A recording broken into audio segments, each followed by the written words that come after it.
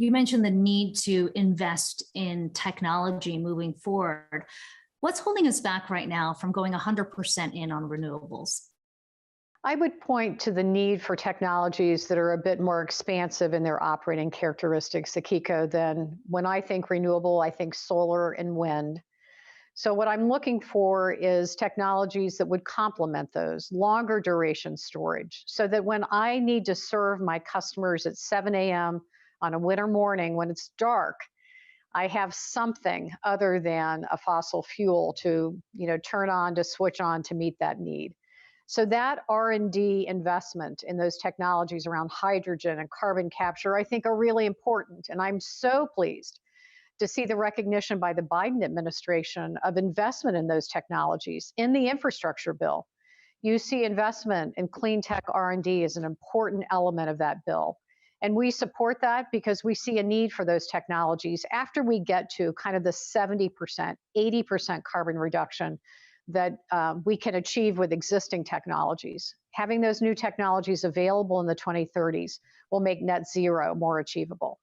You mentioned the Biden administration's climate agenda. One of the key pillars of that is this Clean Electricity Performance Program, which essentially incentivizes utility companies to shift to clean energy. There's questions about whether that program is now in doubt because of what's happening over in DC. I wonder what you make of the approach the administration has set out to try and make this transition. They have said consistently that they believe incentivizing change instead of penalizing those who aren't necessarily making the change is the way to go. I believe the administration has been very thoughtful and quite comprehensive, Akiko, as they've talked about the aspirations around carbon. And we share the goal of reaching net zero. We also share the goal of advancing federal policy and state policy that advances these goals in a way that makes it possible to achieve them, maintaining affordability and reliability for our customers. And as I look at that infrastructure bill I just spoke about, there's very clear investment in the technologies that we believe we'll need in the future, a transformative investment that could help our industry achieve these goals and certainly the goals shared with the Biden administration.